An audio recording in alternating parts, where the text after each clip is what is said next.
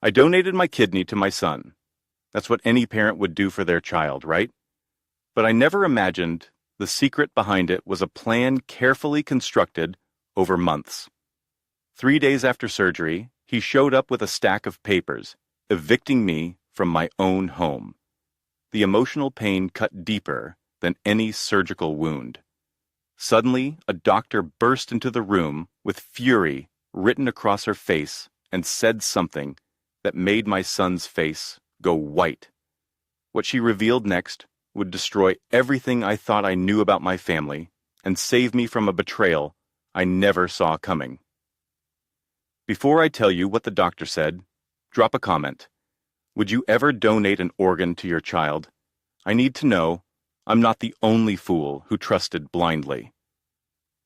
I woke up to the sound of machines beeping.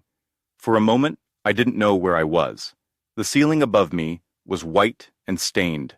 Fluorescent lights buzzed. Everything smelled sharp and chemical, like bleach mixed with metal. It burned my throat. Then the pain hit. It started as a dull ache in my left side, then exploded into fire, like someone pressed a poker directly against my ribs. I tried to move, but my body wouldn't cooperate. My arms felt like wet concrete. I turned my head slowly. To my right, a machine beeped in steady rhythm. Green lines danced across a black screen. An IV drip hung from a metal pole. To my left, a window. Outside, snow fell in thick flakes. Chicago in December. The world looked frozen and far away. I was in the ICU, Northwestern Memorial Hospital. It came back in pieces. The surgery, the consent forms, the anesthesiologist counting backwards, and Caleb, my son, holding my hand as they wheeled me in. I remembered his face, pale eyes red from crying, his hand squeezing mine. "Dad," he had whispered, "you're saving my life." I swallowed. My mouth tasted like metal. A thin blanket covered me, but I was cold. I looked down. Beneath the hospital gown, I could see the edge of a bandage. White gauze wrapped around May, torso. Underneath, a 9-inch scar ran across my left side, the place where they had taken my kidney. My kidney for Caleb. Because my son was dying. Kidney failure, stage 4. He needed a transplant. And I was a match, a perfect match. What kind of father would I be if I said no? I pressed the call button. My fingers shook. A minute later, the door opened. A woman in blue scrubs walked in. Older, maybe 50, with kind eyes and gray hair pulled back. Her name tag read, Carol Anderson, a nurse. "Mr. Morrison," she said softly, "you're awake. How are you feeling?" "Like someone cut me open," I said. My voice came out rough. She smiled, but it didn't reach her eyes. "That's normal. You just came out of surgery yesterday. The pain will get better. Yesterday. I had lost a whole day." "Where's Caleb?" I asked. "Where's my son?" Something flickered across her face just for a second, then it was gone. "Your son is recovering on another floor, Mr. Morrison," she said. She checked the IV, adjusted the blanket. She wouldn't look at me. "He's doing fine. Can I see him?" "Not yet." "You need to rest." I nodded. That made sense. We had both just had major surgery. Of course, they would keep us separate for now. Caleb was okay. That was all that mattered. I thought about the last 5 years, how empty the house had felt after Penelope passed away. How quiet. I had called Caleb so many times, but he was always busy, always somewhere else. Until 2 weeks ago, when he showed up at my door, pale and shaking, telling me he was sick, that he needed me, and I had said yes, without hesitation, because that's what fathers do. I looked down at the bandage, at the place where part of me was missing. It hurt, but it was worth it. My son would live. That was all that mattered. But when I looked up, Nurse Carol was still by the door watching me, and the look on her face wasn't relief. It was something else. She opened her mouth like she wanted to say something, then closed it, shook her head, and walked out. I stared at the closed door. Something felt wrong. The way she looked at me, like she knew something I didn't, like she pea-tied me. But why? Outside, the snow kept falling. The machines kept beeping, and somewhere in this hospital, my son was recovering. At least that's what I told myself. 2 days passed like slow torture. The first day blurred into the second. Doctors came and went. Nurses checked my vitals. Everyone smiled and repeated the same line. "Your son is doing fine, Mr. Morrison. He's resting." I asked everyone who entered the room, the young doctor with tired eyes, the nurse who brought water, even the orderly who emptied the trash. Where was Caleb? When could I see him?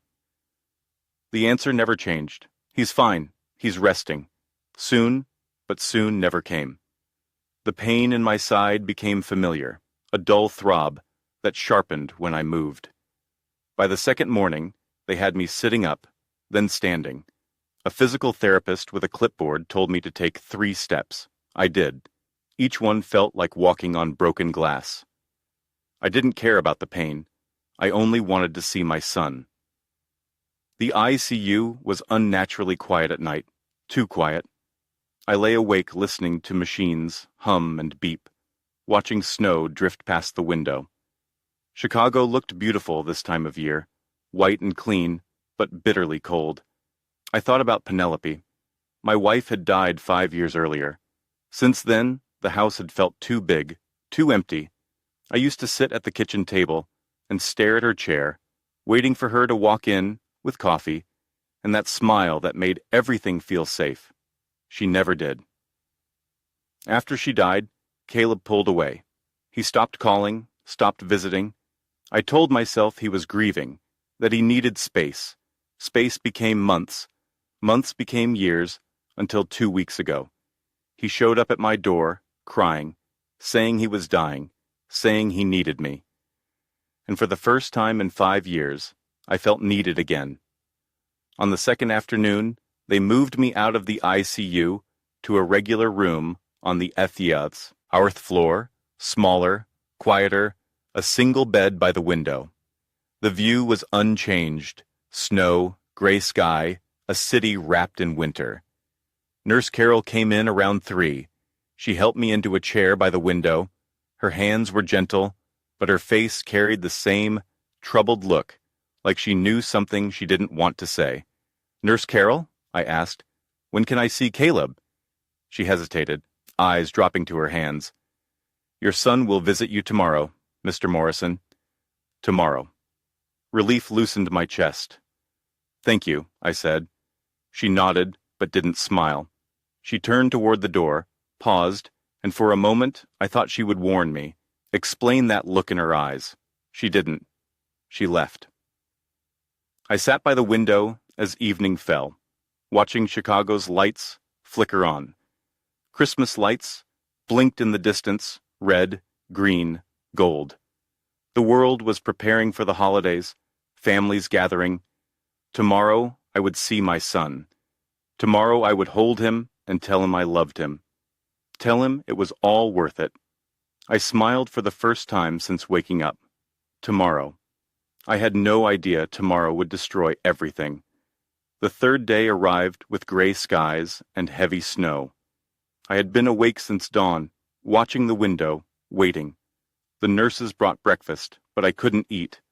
My stomach was tied in knots, not from pain, from anticipation.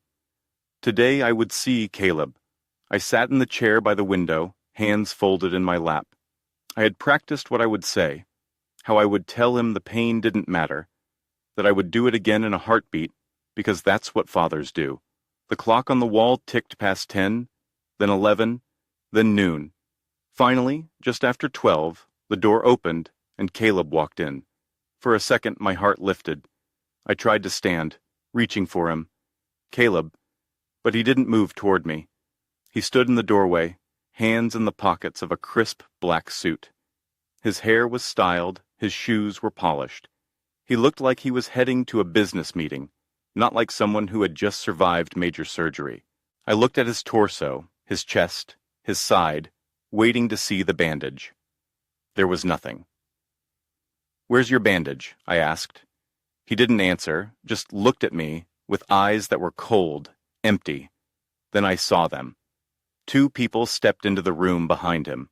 A woman in a dark suit, late 30s, carrying a black leather briefcase, and a younger woman with blonde hair, scrolling on her phone.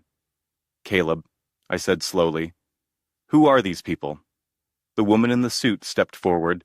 Her smile was professional, sharp. "Mr. Morrison, my name is Claire Montgomery. I'm your son's attorney." "Attorney?" The word hit me like a slap. "Attorney?" I repeated. "What?" Claire reached into her briefcase and pulled out a large envelope. She placed it on the bed beside me. "This is an eviction notice, Mr. Morrison." I stared at the envelope, then at her, then at Caleb. "I don't understand.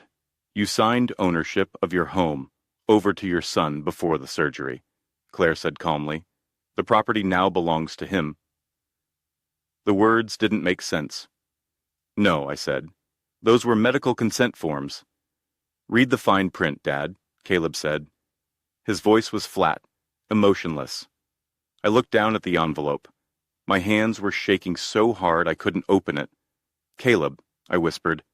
"What's happening?" "You're being moved to Sunrise Senior Living," he said. "It's a care facility. I've already paid for 6 months." "A care facility?" He was putting me in a nursing home. I felt something break inside me. Not loudly, quietly, like ice cracking underweight. "But I gave you my kidney," I said. My voice was barely audible. "I saved your life." Caleb tilted his head, and for the first time, I saw something flicker in his eyes. Amusement. "What about your surgery?" I asked. "What about your kidney?" He smiled. It wasn't warm. It wasn't kind. "There was no surgery for me, Dad." The room tilted. The walls closed in. I couldn't breathe. "What?" I was never sick. The blonde woman behind him, Tiffany, finally looked up from her phone. She smirked. I stared at Cal, Ebb, at the son I had raised, the boy I had taught to ride a bike, the man I had just given part of my body to save, and all I saw was a stranger. "Why?" I whispered. He shrugged. "Because I could." My chest felt hollow, like someone had reached in and scooped out everything that mattered. My kidney, my home, my son, all gone. Claire cleared her throat. "Mr. Morrison, I suggest you review the documents." She handed me a business card. I didn't take it. It fell to the floor. Caleb turned to leave. Tiffany followed, still on her phone. Claire snapped her briefcase shut. And just like that, they were walking out. I opened my mouth to say something, to scream, to beg, but no sound came out. Before the door could close, it slammed open again. A woman stormed in. She was wearing a white coat over blue scrubs. Her dark hair was pulled back in a tight bun, and her face was full of fury. She wasn't looking at me. She was looking straight at Caleb. "Stop right there," she said.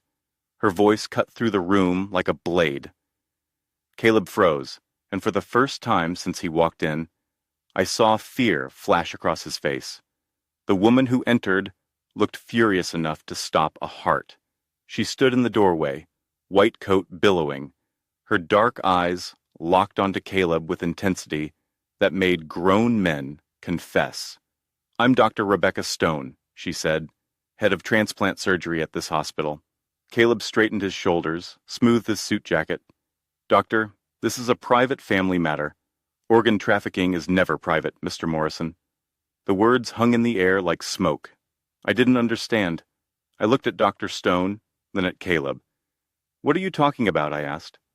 Dr. Stone's expression softened when she turned to me, but only slightly.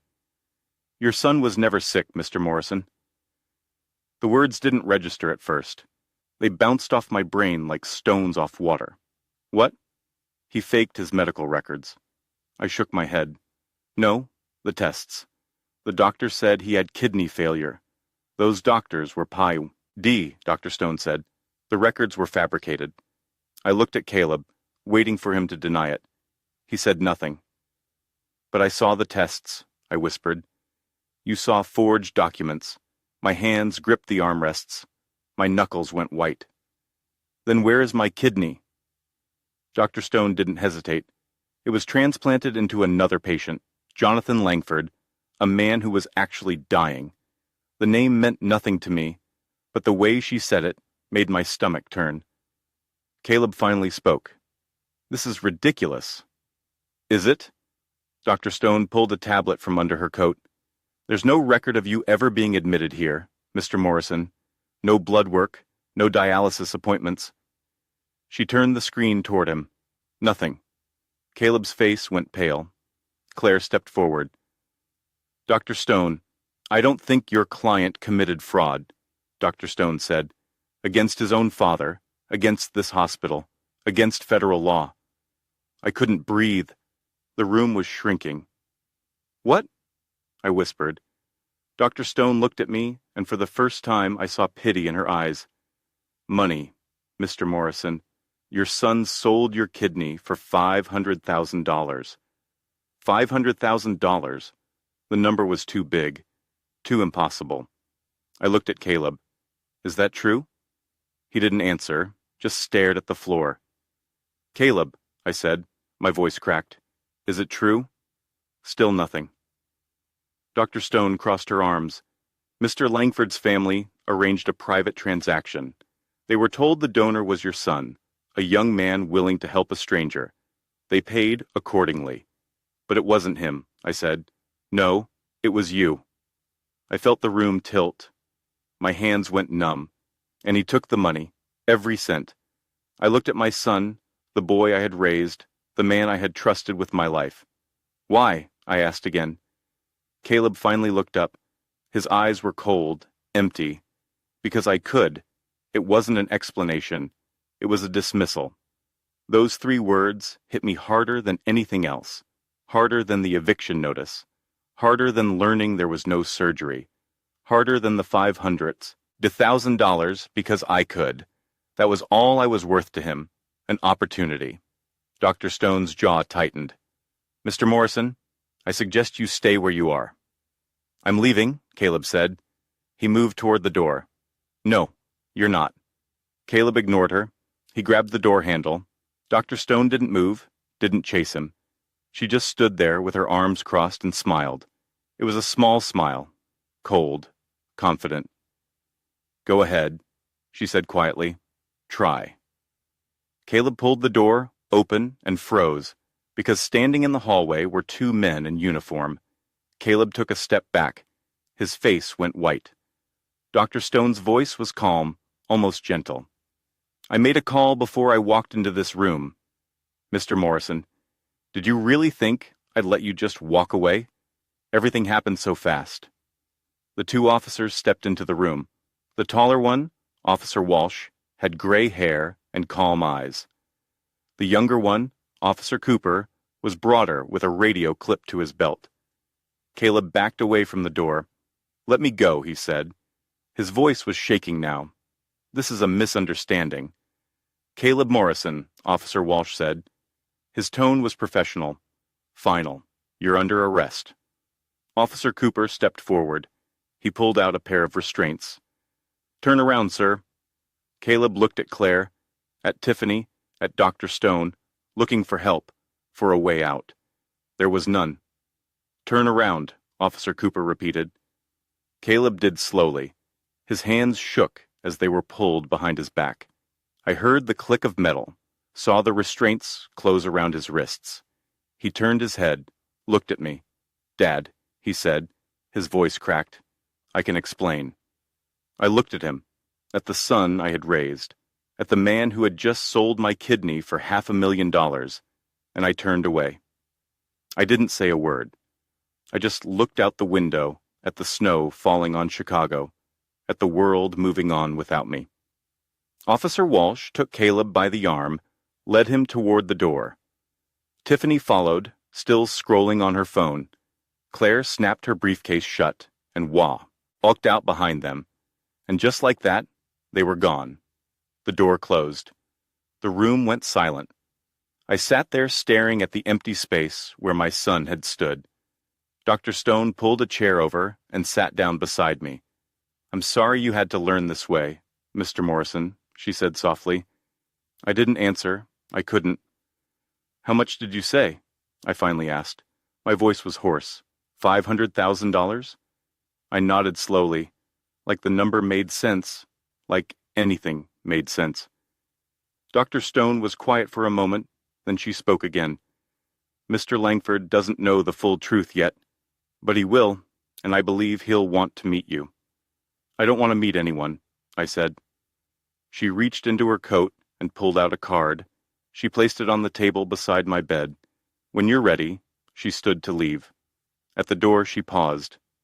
"Mr. Morrison," she said, "you saved a man's life today. Whether you meant to or not, that matters." Then she was gone, too. I sat alone in the empty room.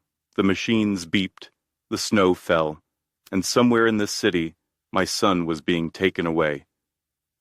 I looked at the door, at the space where Caleb had stood, and I realized something. I had lost him long before today, long before the surgery, long before he showed up crying at my door 2 weeks ago. I just hadn't known it. 2 days later, a stranger walked into my room. He was wearing an expensive suit. His face was thin, pale, but his eyes were clear, alive. He stood at the foot of my bed and said 3 words that would change everything. "You saved me." I knew who he was before he even spoke. Everyone in Chicago knew Jonathan Langford, tech billionaire, philanthropist, the man whose company employed half the city, and the man who now had my kidney. He looked thinner than in the photographs. His face was pale, his movements careful, but his eyes were sharp and sincere. Behind him stood a younger man in a dark coat, Walter Mason. I would learn later, quiet and watchful. "Mr. Morrison," Jonathan said, "may I cess it?" I nodded.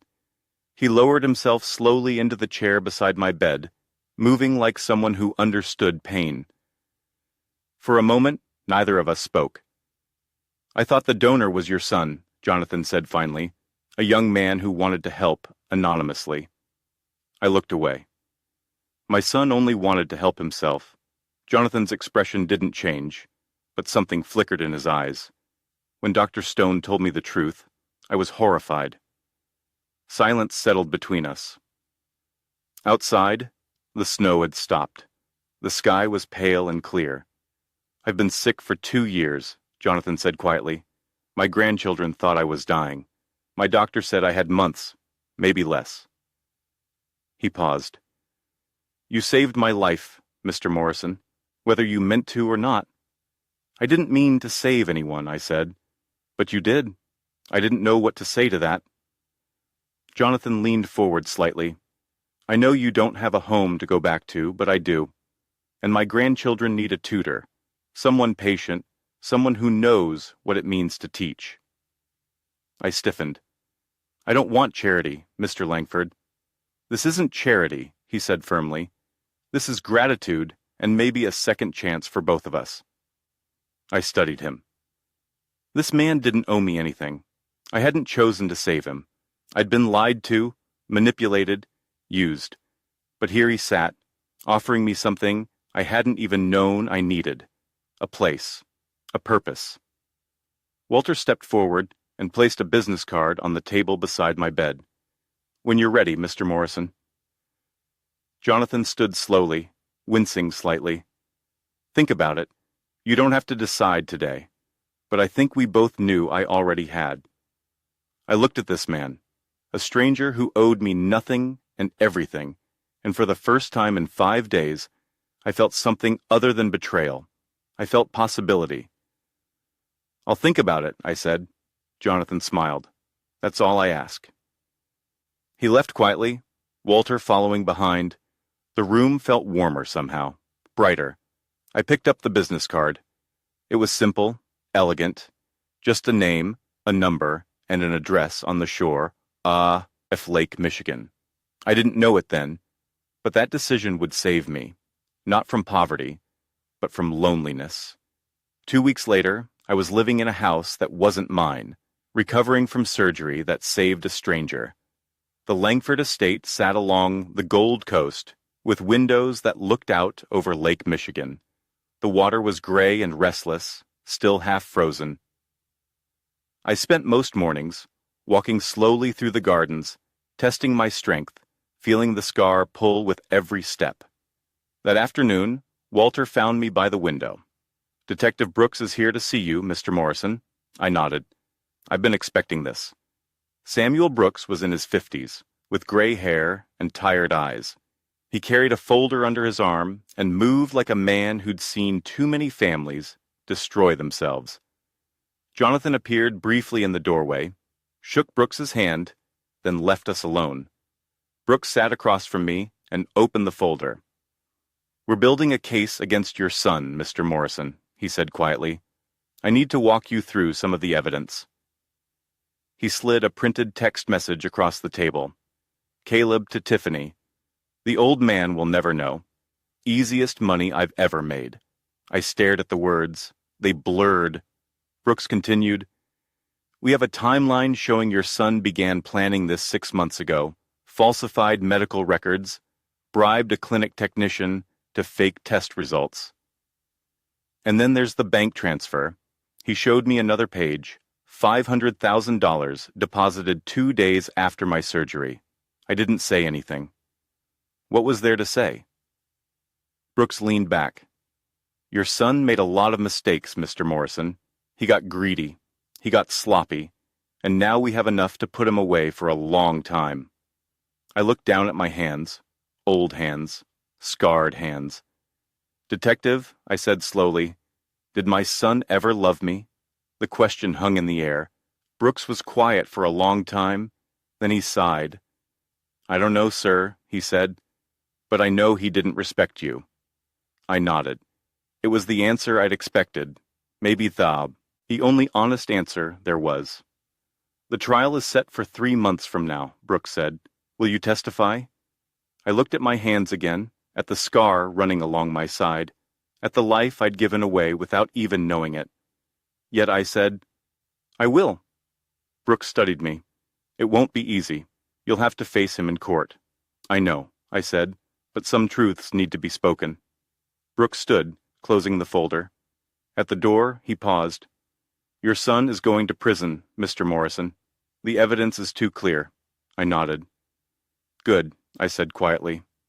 He left. The house felt colder. 3 months felt like 3 years. But when the day finally came, I was ready. Or at least, I thought I was. The courtroom was colder than the rain outside. I stepped through the heavy doors of the Cook County Courthouse and felt every pair of eyes turned toward me. The gallery was packed, reporters, strangers, people who'd read about the case in the papers. At the front of the room behind the defense table sat my son. Caleb wore a dark suit. His hair was neat. He looked normal, respectable. He looked like a liar. Judge Helen Crawford sat at the bench, silver-haired and stern. Prosecutor Carolyn Turner stood at the lectern, her posture sharp and unforgiving. And behind me in the second row sat Jonathan Langford. He didn't speak. He didn't need to. His presence was enough. Turner began. "Your Honor, the evidence in this case is overwhelming. Emails, text messages, bank records, all of it points to a deliberate, calculated scheme to defraud the defendant's own father." She nodded to Dr. Stone, who rose from the witness stand. "The defendant was never sick," Dr. Stone said clearly. "He fabricated his medical records. He bribed a clinic technician. He manipulated his father into believing his life was in danger. A financial expert followed. The money was used for luxury purchases, a BMW, a trip to the Bahamas. The defendant did not use a single dollar to pay medical bills." The courtroom murmured, then Turner turned to me. "The prosecution calls Arthur Morrison to the stand." My legs trembled as I stood. I walked to the witness stand, placed my hand on the Bible, and swore to tell the truth. Turner approached. "Mr. Morrison, why did you agree to donate your kidney?" I looked at the jury, 12 strangers who would decide my son's fate. Because he was my son, I said, and I loved him. Do you still love him?